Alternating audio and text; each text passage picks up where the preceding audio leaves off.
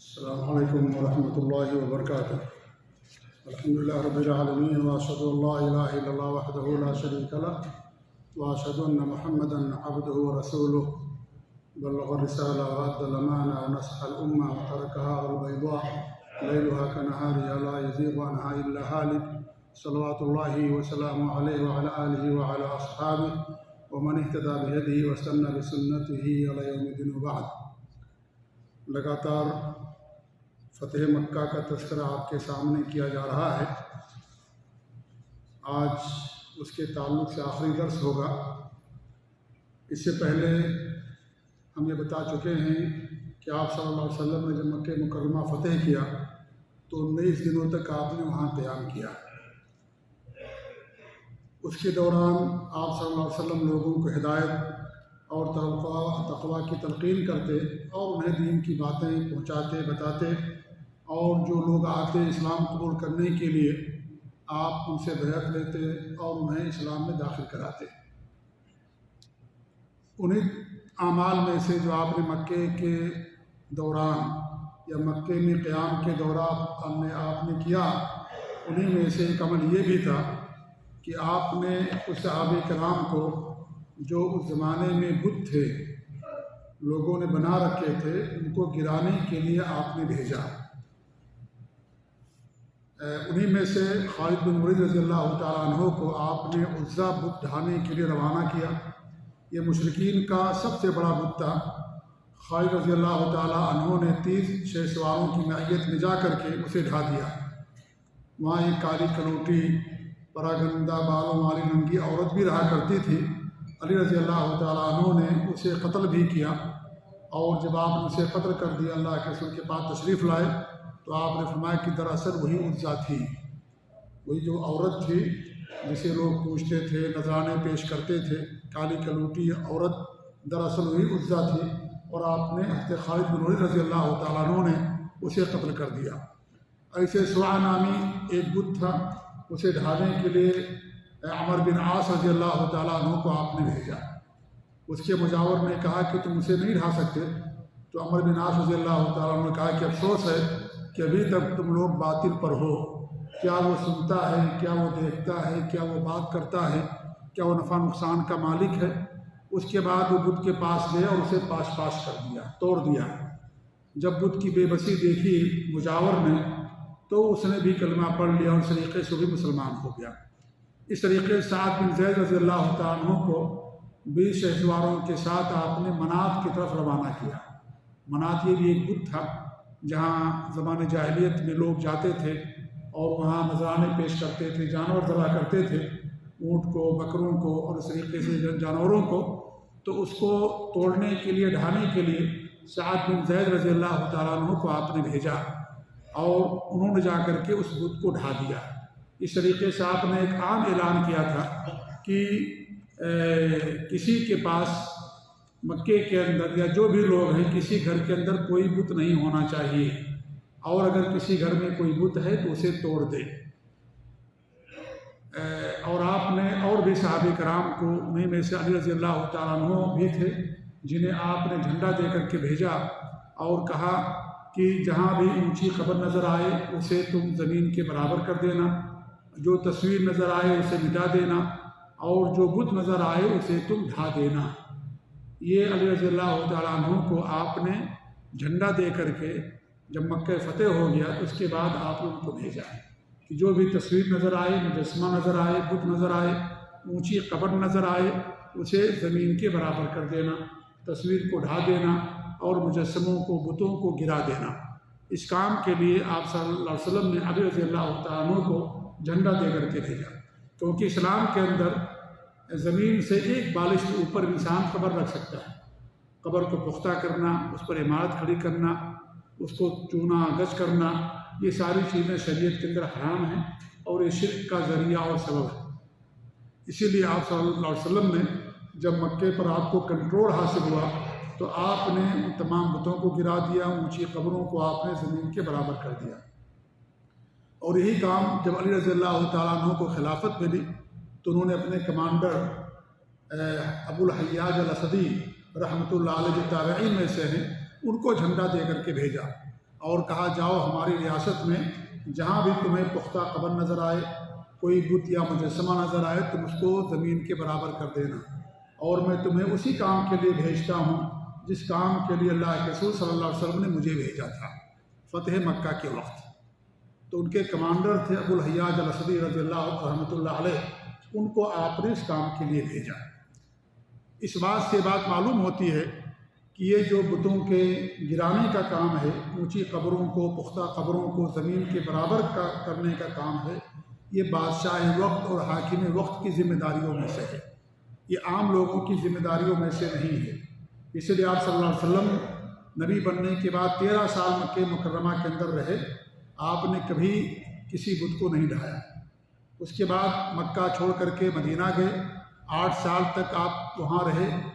8 سال کے دوران صلح حدیبیہ کے موقع پر جب آپ کو روک دیا گیا، اگلے سال سن 9 ہجری میں آئے، ایسا جی ہاں کیا نام ہے عمرہ کرنے کے لیے، لیکن اس کے باوجود بھی آپ نے چونکہ مکے پر آپ کو کنٹرول حاصل نہیں تھا، مکے پر آپ کو اقتدار نہیں حاصل ہوا تھا، اس لیے آپ نے کچھ نہیں کیا۔ عمرہ کیا، خانہ کعبہ کا طواف کیا، صفا مروہ کی سعی کی، بال کٹایا، اور وہاں سے 3 دن آپ نے قیام کیا، اس کے بعد سیدھے مدینہ کے لیے واپس آ گئے۔ لیکن جب مکہ فتح ہو گیا اور مکہ مسلمانوں کے زیر کنٹرول آ گیا، تو اس موقع پر آپ نے صحابہ کرام کو بھیجا۔ تو اس سے معلوم ہوتا ہے کہ یہ جو اعمال ہیں یہ حاکم وقت کے اعمال ہیں، ان کی ذمہ داریوں میں سے ہے۔ ہماری ذمہ داری نہیں کہ ہم جا کر کے کسی اونچی قبر کو ڈھا دیں، کسی مزار کو ڈھا دیں، یا کسی مجسمے کو یا کسی بت خانے کو ڈھا دیں، یہ ہماری اور آپ کی ذمہ داری نہیں ہے، یہ ذمہ داری حاکم وقت کی ہے۔ اگر وہ ذمہ داری ادا کرتا ہے، اللہ اسے سوجھ بوجھ دیتا ہے، یہ کام لیتا ہے تو الحمدللہ، اگر نہیں لیتا ہے تو قیامت کے دن اس سے باز پرس ہوگی، عام لوگوں سے باز پرس نہیں ہوگی، کیونکہ اسلام کے اندر ذمہ داریوں کی تقسیم ہے، اور ہر کام ہر انسان سے مطلوب نہیں ہے، لہذا جس سے جو کام مطلوب ہے وہی انسان کرے گا، دوسرا آدمی اس کام کو نہیں کر سکتا۔ اگر وہ کرے گا تو فتنہ ہوگا، فساد ہوگا، امن و امان تباہ ہوگا، خونریزی ہوگی، قتل ہوگا اور انتشار ہوگا۔ اس لیے شریعت نے یہ حاکم وقت کو یہ ذمہ دار بنایا ہے۔ اس لیے قانون ہاتھ میں لینا، جو کام ہمارا اور آپ کا نہیں ہے اس کام کا کرنا، یہ تجاوز ہے، یہ زیادتی ہے، اور وقت ملک سے یا معاشرے سے امن و امان کو تباہ کرنا۔ اس لیے آدمی کو اس کے تعلق سے سلف صالحین کے عقیدے اور منہج پر ہونا چاہیے۔ قانون ہاتھ میں لینا یہ عام لوگوں کی ذمہ داریوں میں سے نہیں ہے۔ ہماری ذمہ داری ہے کہ لوگوں کو نصیحت کرے۔ اگر آپ کے پاس علم ہے، کوئی غلط کام ہو رہا، آپ اس کو دل میں برا جانیں۔ اگر آپ نصیحت بھی نہیں کر سکتے ہیں، دل کے اندر اسے برا جانیں، یہ چیز غلط ہے، دل سے اس کو اچھا نہ سمجھے، دل میں برا جانیں، لیکن اس کو توڑنا یا اس طریقے سے اسے مسمار کرنا، یہ ساری چیزیں یہ حاکم وقت کی ذمہ داریوں میں سے ہیں۔ لہذا یہ عمل جو اگر کوئی کرتا ہے، کوئی تنظیم کرے یا چند افراد کریں، یہ عمل قطعاً جائز نہیں ہے، یہ سلف صالحین کے عقیدے اور منہج کے خلاف ہے، اور جو اسلام کی روح ہے اور جو ذمہ داریاں اسلام کے اندر تقسیم کی گئی ان کے یہ خلاف ہے۔ اس لیے آپ دیکھیے، آپ صلی اللہ علیہ وسلم نے کبھی ایسا نہیں کیا، جی ہاں، کہ آپ 13 سال مکے میں رہے، 8 سال تک ہجرت کرنے کے بعد بھی آپ نے اسے کچھ نہیں کہا۔ جب سن 8 ہجری میں جب آپ نے مکہ کو فتح کر لیا، اس کے بعد جو ہے آپ نے یہ حکم دیا اور تمام چیزوں کو ڈھایا گیا۔ تو یہ حاکم وقت کی ذمہ داریوں میں سے ہے۔ اس لیے یہ انسان نہ سوچے کہ بھائی یہ تو بت خانے ہیں یا یہاں قبر پرستی ہوتی ہے، یہ مزار پرستی، یہ ساری چیزیں حرام ہے شریعت کے اندر، لیکن اس کا ڈھانا ایک دوسرا عمل ہے، دوسرا کام ہے، یہ حاکم وقت کی ذمہ داریوں میں سے ہے۔ اسی طریقے سے ایک اور واقعہ پیش آیا کہ ام ہانی جو ابو طالب کی بیٹی تھی اور ہمارے نبی صلی اللہ علیہ وسلم کی چچاد بہن تھی، ام ہانی، انہوں نے ایک آدمی کو پناہ دے رکھا تھا۔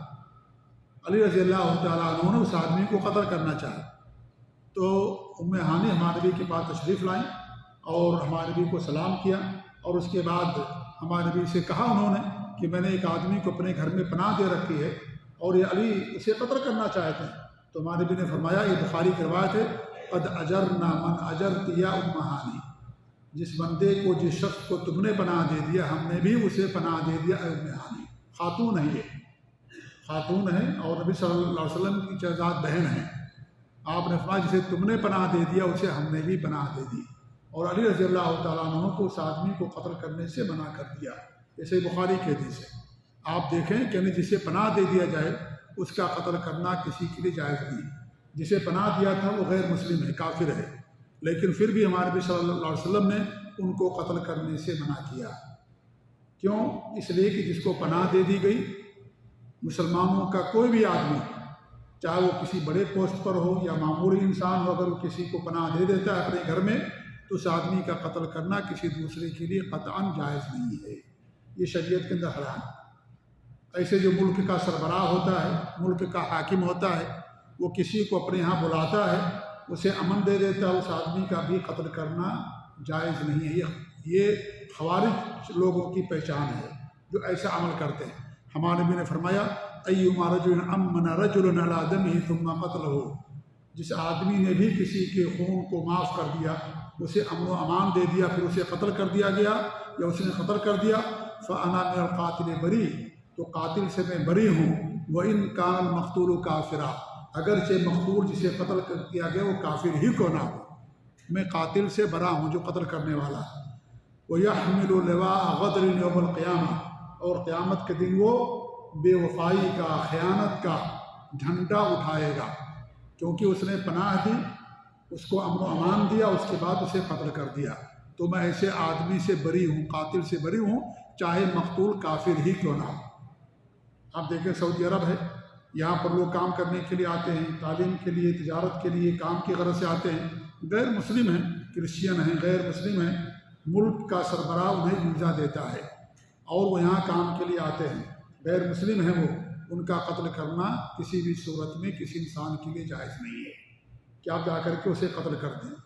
یہ کیا ہے؟ قدر اور خیانت ہے، یہ ناجائز اور حرام ہے شریعت کے اندر۔ ہمارے نبی صلی اللہ علیہ وسلم نے اس سے منع کیا۔ ایک عورت نے پناہ دیا، آپ نے اس کے خون کو معاف کر دیا، قتل کرنے کی اجازت نہیں دی۔ ملک کا سربراہ، ملک کا حاکم، وہ کسی کو اگر اپنے ملک میں بلاتا ہے اور اسے کافر اور غیر مسلم کہہ کر کے جا کر کے لوگ اسے قتل کر دیں، یہ قطعاً جائز نہیں ہے، یہ حرام اور ناجائز ہے، کیونکہ یہ جو معاملہ ہے یہ حاکم وقت کا معاملہ ہے۔ ایسے ضمنی ہوتا ہے، ضمنی کہا جاتا ہے جو کسی مسلمان ملک میں جزیہ دے کر کے رہتا ہے، اور مسلمان ملک کا جو سربراہ ہوتا ہے اس کی ذمہ داری ہوتی ہے اس کے خون کی، اس کی جان، اس کے مال کی حفاظت، اس کو قتل کرنا جائز نہیں ہے۔ ہمارے نبی کی حدیث ہے کہ اگر کوئی ایسا کرے گا تو جنت کی خوشبو اسے نہیں ملے گی اگر کوئی کسی ذمہ کو بھی قتل کرتا ہے، کیونکہ اس کو بھی امن و امان حاصل ہوتا ہے۔ ایسے معاہد ہوتا ہے، معاہد اس کو کہا جاتا ہے کہ ملکوں کا آپس میں معاہدہ ہوتا ہے کہ ہماری اور آپ کی آپس میں جنگ نہیں ہوگی، عہد ہے ہمارے درمیان، معاہدہ ہے۔ جیسے ہمارے نبی نے صلح حدیبیہ کیا تھا، معاہدہ کیا تھا کہ ہماری اور آپ کی درمیان میں آپس میں جنگ نہیں ہوگی، معاہدہ کیا تھا آپ نے۔ ایسے اگر کوئی ملک کا سربراہ کسی سے معاہدہ کر لیتا ہے، چاہے وہ ملک غیر مسلم ہی کیوں نہ ہو، اسے قتل، اس سے جنگ کرنا، لڑائی کرنا یا اس کے لوگوں کو قتل کرنا جائز نہیں ہوگا، یہ ناحق قتل شمار ہوگا، اور ناحق قتل بہت بڑا جرم ہوتا ہے۔ خون بہانا معمولی بات نہیں ہے شریعت کے اندر، بہت بڑا جرم ہے یہ۔ آج لوگوں نے اسے معمولی سمجھ لیا، چاہے غیر مسلم ہو یا مسلمان۔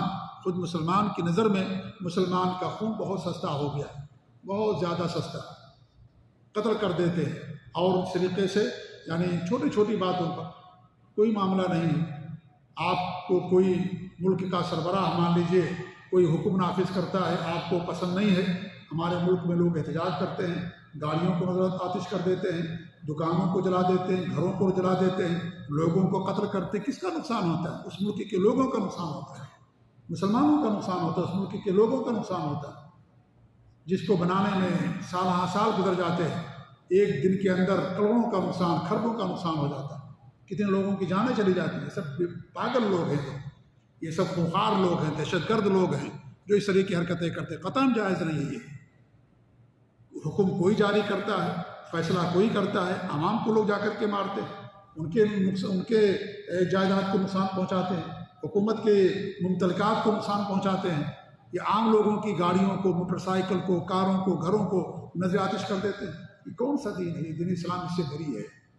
دین اسلام اس سے بری ہے اور جو لوگ کرتے ہیں ان کے اعمال سے دین اسلام بری ہے۔ یہ اسلام کی تعلیم نہیں ہے یہ کہ آپ اس طرح کی حرکت کریں، اس طرح کا عمل کریں۔ اسلام نے تمام چیزوں سے منع کر دیا ہے۔ اسلام سلامتی کا دین ہے، امن و امان کا دین ہے، انسان کی جان کی حفاظت کی ذمہ داری اسلام لیتا ہے، چاہے غیر مسلم ہی کو نہ ہو۔ اس لیے ساری چیزیں کرنا یہ اسلام کے اصولوں کے اور اسلام کی تعلیمات کے اکثر منافی ہے۔ یہ جو آپ کی سیرت ہے، یہ سارے دروس ہمیں آپ کی سیرت سے ملتے ہیں جو ہم آپ کے سامنے بیان کرتے ہیں۔ فتح مکہ کے موقع میں غیر مسلم ہیں، پھر بھی آپ نے ایسے لوگوں کو معاف کر دیا۔ آپ نے 12 لوگوں کے بارے میں کہا تھا کہ جہاں بھی ملے انہیں قتل کر دو، ان میں سے 4 لوگوں کو صرف قتل کیا گیا، باقی 8 لوگوں کو امن و امان دے دی گئی۔ ان لوگوں نے اسلام قبول کر لیا۔ اسلام یہ نہیں چاہتا کہ سب کو قتل کر دیا جائے۔ اسلام کے جہاد کا مقصد صرف یہ ہے کہ جو رکاوٹیں ہیں اسلام کے قبول کرنے میں، ان رکاوٹوں کو دور کر دیا جائے، ختم کر دیا جائے۔ یہ مقصد نہیں خون بہانا، قتل کرنا یہ مقصد نہیں۔ اسلام کے اندر جہاد مشروع قرار دیا گیا ہے، قتال کا جو جہاد ہے۔ مقصد یہ ہے کہ جو رکاوٹیں ہیں، جو بڑے بڑے لوگ ہیں، جو نیچے طبقے کے لوگ ہیں، ان کو اسلام میں آنے کے لیے رکاوٹ بنے ہوئے ہیں، ان کی پابندیاں ہیں، یہ رکاوٹ ہے، ان رکاوٹوں کو دور کرنا یہ اصل مقصد ہے۔ خون بہانا مقصد نہیں اسلام کے اندر جہاد کرنے کا۔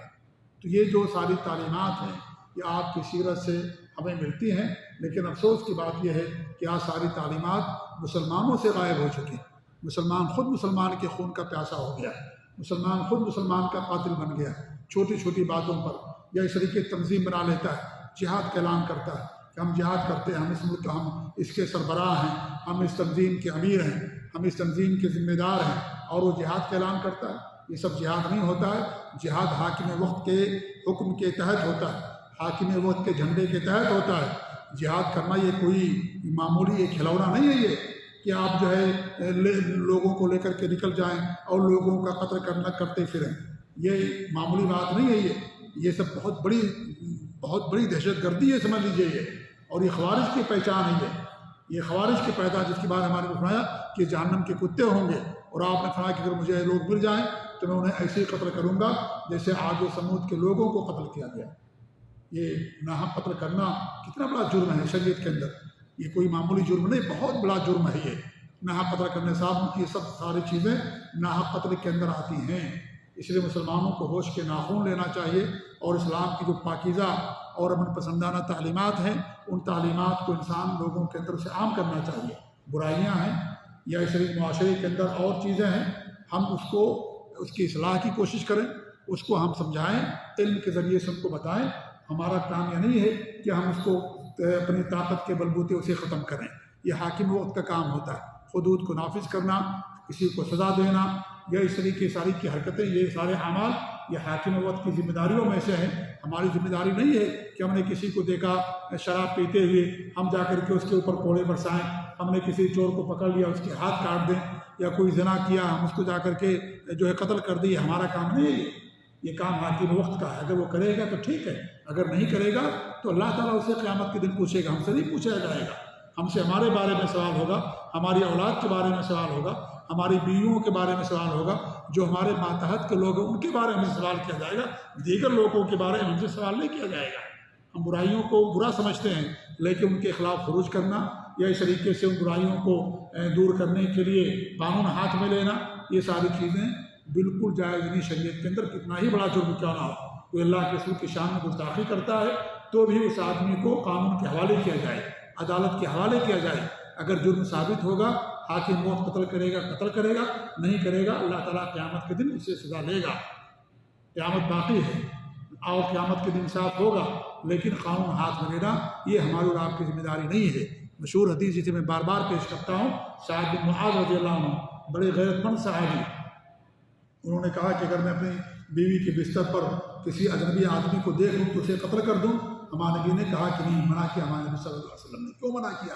اس لیے منع کیا کہ اس سے معاشرے کے اندر فتنہ فساد پھیلے گا، قتل ہوتا رہے گا، ہر آدمی دوسرے آدمی کے اوپر الزام لگا کر کے اسے قتل کر دے گا۔ ہمارے بھائی کا قاتل ہم اسے قتل نہیں کر سکتے، اسے قانون کے حوالے کرنا، عدالت ہے، فیصلہ ہوگا، اس کے بعد قانون سے سزا دے گا، ہم اس کو سزا نہیں دے سکتے، یہ ہمارے ہاتھ میں نہیں ہے، یہ حاکم وقت کی ذمہ داریوں میں سے۔ اگر نہیں دے گا تو قیامت تو موجود ہے نا، قیامت پر ایمان ہے کہ نہیں ہے؟ قیامت پر ایمان کے ارکان میں سے ایک اہم رکن ہے۔ قیامت قائم ہوگی، حساب کتاب ہوگا، فیصلہ لیا جائے گا۔ حتیٰ کہ قیامت کے دن اگر کسی سینگدار بکری نے کسی ایسی بکری کو جو بے سینگ والی اسے مارا ہوگا تو اللہ رب العالمین اس کو بھی قیامت کے دن انصاف دلائے گا۔ انصاف کا دن باقی ہے بھی، مالک یوم الدین، جو قیامت کے دن کا مالک اللہ رب العالمین، وہ عدل و انصاف والا وہ دن باقی ہے۔ اس لیے قانون ہاتھ میں لینا قطعاً ہمارے اور آپ کے لیے کسی کے لیے جائز نہیں ہے۔ یہ آپ کی زندگی سے اور آپ کی سیرت سے درس ملتا ہے۔ ایسے آپ صلی اللہ علیہ وسلم نے 19 ذی الحجہ کے اندر قیام کیا اور بھی دیگر اعمال کیے۔ حنین کا غزوہ اسی دوران پیش آیا، طائف کی جنگ اسی درمیان پیش آئی، اور ایک اور واقعہ پیش آیا کہ آپ صلی اللہ علیہ وسلم نے جعرانہ سے جا کر کے احرام باندھا اور آ کر کے آپ نے عمرہ کیا، کیونکہ جب آپ مکے میں داخل ہوئے تھے تو آپ کا عمرہ کرنے کا ارادہ نہیں تھا۔ اسی لیے اس سے یہ ہمیں درس ملتا ہے، یہ مسئلہ ثابت ہوتا ہے کہ اگر کوئی آدمی مکہ چلا جائے اور مکہ داخل ہوتے وقت اس کا عمرے کا ارادہ نہیں تھا، سلے ہوئے کپڑے میں داخل ہوا، مکہ پہنچنے کے بعد اس کا عمرہ کرنے کا ارادہ ہوتا ہے، وہ مکہ کے اندر وہاں حدود حرم سے باہر جا کر کے کسی حلال جگہ سے احرام باندھ کر کے آئے گا اور عمرہ کرے گا۔ مسجد عائشہ چلا جائے، جسے ترین کہا جاتا ہے، اور اب مسجد عائشہ اس کا نام رکھا گیا، مسجد وہاں پر انہوں نے بنا دی ہے۔ ایسے ہی جعرانہ ایک جگہ ہے، وہ حدود حرم سے باہر ہے، یا عرفات ہے، یہ بھی حدود حرم سے باہر ہے۔ آدمی وہاں جائے، وہاں غسل کرے، احرام کا کپڑا پہنے اور آ کر کے عمرہ کر لے۔ کون آدمی جو مکہ میں داخل ہوتے وقت اس کا عمرہ کرنے کا ارادہ نہیں تھا؟ ہمارے ملک سے لوگ آتے ہیں کام کرنے کی غرض سے، مکہ میں آ گئے، اب وہ کہاں جائیں گے؟ وہ طائف نہیں جائیں گے، حدود حرم سے باہر جا کر کے احرام باندھ کر کے آئیں گے۔ آپ چلے گئے مکہ، وہاں جانے کے بعد آپ کا ارادہ بنا، اگر آپ کا پہلے سے ارادہ تو آپ کا احرام باندھ کر کے جانا، اور اگر داخل ہو گئے تو آپ کو طائف آنا پڑے گا۔ لیکن اگر آپ کا عمرہ کرنے کا ارادہ نہیں تو وہاں جانے کے بعد ارادہ بنتا ہے تو آپ حدود حرم سے باہر جا کر کے احرام باندھ لیں اور آ کر کے عمرہ کر لیں، آپ کا عمرہ ہو جائے گا۔ لیکن آپ حدود حرم میں داخل ہوئے، احرام باندھ کر کے گئے، عمرہ کر لیا، اب وہاں آپ رکے ہوئے ہیں تو وہاں سے جا کر کے مسجد عائشہ بار بار احرام باندھ کر کے آ کر کے عمرے کرنا اپنے لیے، غیروں کے لیے، رشتہ داروں کے لیے ہمارے نبی کی سنت ثابت نہیں۔ اگر یہ معاملہ کسی عورت کے ساتھ آ جائے جو معاملہ حضرت عائشہ کے ساتھ پیش آیا تھا کہ عائشہ رضی اللہ تعالیٰ عنہ نے احرام باندھا، ان کو حیض آ گیا، عمرہ نہیں کر سکی وہ مستقل، تو پھر جب وہ مکے سے کوچ کرنے کا وقت آیا تو انہوں نے کہا حضرت عائشہ رضی اللہ تعالیٰ عنہ نے کہ ہماری دیگر سہیلیوں نے عمرہ بھی الگ کیا ہے، میں نے الگ سے عمرہ نہیں کیا، اس لیے میں عمرہ کرنا چاہتی ہوں۔ تو ہمارے نبی صلی اللہ علیہ وسلم ان کے بھائی عبد الرحمن رضی اللہ تعالیٰ عنہ کو بھیجا اور کہا جاؤ تنعیم جو قریبی جگہ تھی، جاؤ ان کو وہاں سے احرام بندھوا کر کے لے کر کے آؤ۔ وہ گئے اور حضرت عائشہ احرام باندھ کر کے آئیں، انہوں نے عمرہ کیا۔ عبد الرحمن رضی اللہ تعالیٰ عنہ ان کا صدیق کے صاحبزادے، انہوں نے خود عمرہ نہیں کیا تھا، احرام نہیں باندھا، صرف حضرت عائشہ نے احرام باندھا۔ تو کسی عورت کے ساتھ حج کے دوران اگر یہ معاملہ پیش آ جائے تو مسجد عائشہ یا جعرانہ یا اس طریقے سے حدود حرم سے باہر کہیں بھی جا کر کے احرام باندھ کر کے آ کر کے عمرہ کر سکتی ہے۔ لیکن لوگ جاتے ہیں ہمارے ہاں ایک سفر میں 5 6 عمرے کرتے ہیں، اور عمرے نہیں کرتے، لوگ عمرے مارتے ہیں۔ لوگ کہیں کہ تم نے کتنے عمرے مارے، یہ اصطلاح بن گئی، کتنے عمرے مارے؟ میں نے 5 عمرہ مارا، میں نے 4 عمرہ مارا۔ لوگوں نے مذاق بنا لیا شریعت کو، چاہیں گے سر پر بال نہیں ہیں اور جا کر کے کیا کرتے ہیں، آئیں گے اور احرام باندھ کر کے عمرہ کر لیں گے۔ ایک سفر 5 4 لوگ عمرے کرتے ہیں۔ بھئی آپ وہاں رہیے، ایک نماز کا ثواب 1 لاکھ ملتا ہے، عمرے کا ثواب 1 لاکھ نہیں ہے۔ آپ ایک فرض نماز پڑھیں گے مکے کے اندر، حرم میں، مسجد حرام کے اندر، آپ کو 1 لاکھ ثواب ملے گا، عمرے کا ثواب 1 لاکھ نہیں ہے۔ لوگ کیا کرتے ہیں، نمازیں چھوڑ کر کے جاتے ہیں اور عمرہ کا احرام باندھ کر کے کئی عمرے لوگ کرتے ہیں۔ اگر آپ کو کسی کی طرف سے عمرہ کرنا، آپ میقات پہ جاتے ہوئے اگر آپ نے اپنا پہلا عمرہ کر لیا کبھی بھی، میقات سے احرام باندھ کر کے ان کی طرف سے جائیے۔ جی ہاں، تو لوگ ایسا جا کر کے کرتے ہیں۔ جب حکومت نے منع کر دیا تھا کہ جو احرام کی حالت میں ہوگا وہی جا سکتا ہے مطاف کے اندر، تو لوگ کیا کرتے تھے، ہیلا اور بہانہ کرتے تھے، لوگ احرام کا کپڑا پہن لیتے تھے ایسے ہی طواف کرنے کے لیے۔ جی ہاں، یہ بھی غلط ہے میرے بھائی، یہ کس لیے، ہماری آسانی کے لیے بنایا جاتا ہے۔ آپ عمرہ کر لیا، دوسروں کو موقع دیجیے وہ آ کر کے عمرہ کریں۔ اب آپ جو ہے صرف طواف کرنے کے لیے اوپر سے آپ نے احرام باندھ لیا، نیچے سلا ہوا کپڑا ہے، یا اس کو بھی آپ نے نکال دیا صرف اس لیے کہ آپ دھوکہ دے سکیں یہاں کے ذمہ داروں کو اور پولیس فورس کو یا جو گیٹ مین ہوتے ہیں ان کو آپ دھوکہ دے سکیں اور جا کر کے جو ہے طواف کر سکیں، بالکل صحیح نہیں۔ آپ اوپر سے جا کر کے طواف کیجیے، آپ کو زیادہ ثواب چاہیے، جتنے قدم پڑے گی آپ کو زیادہ ثواب ملے گا۔ اوپر تو جائیں گے نہیں، نیچے ہی طواف کرنا چاہتے ہیں، یہ بالکل غلط ہے، یہ ایسا کرنا صحیح نہیں ہے۔ آپ جائیں وہاں پر نماز پڑھیں، ایک نماز کا ثواب 1,00,000 ملتا ہے، جیسا کہ اللہ کے رسول صلی اللہ علیہ وسلم کی حدیث ہے۔ آخر میں چاہتا ہوں کہ الرحیق المختوم کے جو مؤلف ہیں علامہ صفی الرحمن مبارک پوری رحمۃ اللہ علیہ، بڑے عظیم سیرت نگار، اور اس کتاب کو انہیں باقاعدہ پہلی پوزیشن ملی تھی، جیسا کہ میں اس سے پہلے بھی کئی بار بیان کر چکا ہوں۔ انہوں نے بڑا اچھا تجزیہ کیا ہے اور آخر میں بڑی اچھی عبارتیں لکھی ہیں تحریر۔ اس جنگ کے اختتام کے موقع پر میں چاہتا ہوں کہ اسے آپ لوگوں کے سامنے سرسری طور پر پڑھ دوں، کیونکہ بہت ہی پیاری باتیں انہوں نے اس کے اندر لکھی ہیں۔ فرماتے ہیں کہ یہ ہے غزوہ فتح مکہ، یہی وہ فیصلہ کن معرکہ اور فتح عظیم ہے جس نے بت پرستی کی قوت مکمل طور پر توڑ کر کے رکھ دی اور اس کا کام اس طرح تمام کر دیا کہ جزیرۃ العرب میں اس کے باقی رہنے کی کوئی گنجائش اور کوئی وجہ جواز نہ رہ گئی، کیونکہ عام قبائل منتظر تھے کہ مسلمانوں اور بت پرستوں میں جو معرکہ آرائی چل رہی ہے دیکھیں اس کا انجام کیا ہوتا ہے۔ ان قبائل کی بات بھی اچھی طرح معلوم تھی کہ حرم پر وہی مسلط ہو سکتا ہے جو حق پر ہو، حرم پر مکہ مکرمہ پر وہی مسلط ہو سکتا ہے جو حق پر ہوگا۔ ان کے اس یقین کامل میں مزید حد درجہ پختگی نصف صدی پہلے اصحاب فیل ابرہہ اور اس کے ساتھیوں کے واقعے سے آ گئی تھی، کیونکہ اہل عرب نے دیکھ لیا تھا کہ ابرہہ اس کے ساتھیوں نے بیت اللہ کا رخ کیا تو اللہ نے انہیں ہلا کر کے بھس بنا دیا۔ یہ واقعہ میں سے پہلے پیش کر چکا ہوں سیرت نبی کے اندر۔ اللہ رب العالمین ابرہہ اس کے لشکر کو ہلاک کر دیا، اور اس واقعے کے بعد قریش کا اور روب بڑھ گیا، ان کا دبدبہ اور قائم ہو گیا مکہ کے اوپر، کیونکہ وہی سردار تھے اور مکہ کی سرداری اور خانہ کعبہ کی سرداری اور اس کی ولایت اور ساری چیزیں انہی کے پاس تھیں، تو ان کا اور روب ان لوگوں کے اندر قائم ہو گیا کہ لوگ حق پر ہیں، تبھی اللہ نے ان کے لیے ابرہہ کو ہلاک و برباد کر دیا۔ پھر آگے لکھتے ہیں، یاد رہے کہ صلح حدیبیہ اس فتح عظیم کا پیش خیمہ اور تمہید تھی، اس کی وجہ سے امن و امان کا دورہ ہو گیا تھا، لوگ کھل کر کے ایک دوسرے سے باتیں کرتے تھے، اسلام کے متعلق تبادلہ خیال اور بحثیں ہوتی تھیں۔ مکہ کے جو لوگ در پردہ مسلمان تھے انہیں بھی صلح کے بعد اپنے دین کی اظہار و تبلیغ اور اس پر بحث و مناظرہ کا موقع ملا۔ ان حالات کے نتیجے میں بہت سے لوگ حلقہ بغوش اسلام کیے، یہاں تک کہ اسلامی لشکر کی جو تعداد گزشتہ کئی غزوے میں 3,000 سے زیادہ نہ ہو سکی تھی، اس غزوہ فتح مکہ میں 10,000 تک جا پہنچی۔ اس فیصلہ کن غزوے نے لوگوں کی آنکھیں کھول دی اور ان پر پڑا ہوا وہ آخری پردہ ہٹا دیا جو قبول اسلام کی راہ میں روک بنا ہوا تھا۔ اس فتح کے بعد پورے جزیرۃ العرب کے سیاسی اور دینی افق پر مسلمانوں کا سورج چمک رہا تھا، اور اب دینی سربراہی اور دنیوی قیادت کی زمام ان کے ہاتھ آ چکی تھی۔ گویا صلح حدیبیہ کے بعد جو مسلمانوں کے حق میں مفید تغیر شروع ہوا تھا، اس فتح کے ذریعے مکمل اور تمام ہو گیا، اور اس کے بعد ایک دوسرا دور شروع ہوا جو پورے طور پر مسلمانوں کے حق میں تھا اور جس میں پوری صورتحال مسلمانوں کے قابو میں تھی، کیونکہ اب پورے جزیرۃ العرب پر مسلمانوں کا قبضہ ہو گیا تھا، کنٹرول ہو گیا تھا، اقتدار مل گیا تھا، اور عرب اقوام کے سامنے صرف ایک ہی راستہ تھا کہ وہ وفود کی شکل میں رسول اللہ صلی اللہ علیہ وسلم کی خدمت میں حاضر ہو کر کے اسلام قبول کر لیں۔ اسی لیے فتح مکہ کے بعد جو لوگوں نے اسلام قبول کر لیا، کہیں 10,000 آ رہے ہیں، کہیں 5,000 آ رہے ہیں، کہیں 2,000 آ رہے ہیں، پورا کا پورا علاقہ، پورے کے پورے قبیلے کے لوگ آ رہے ہیں، قبیلے کا سردار ساتھ میں آ رہا ہے اور اسلام قبول کر رہا ہے، کیونکہ جب مکہ فتح ہو گیا تو سارے لوگوں کو معلوم ہو گیا یہی برحق دین ہے، لہذا اس کو قبول کیے بغیر اب کوئی چارہ نہیں ہے۔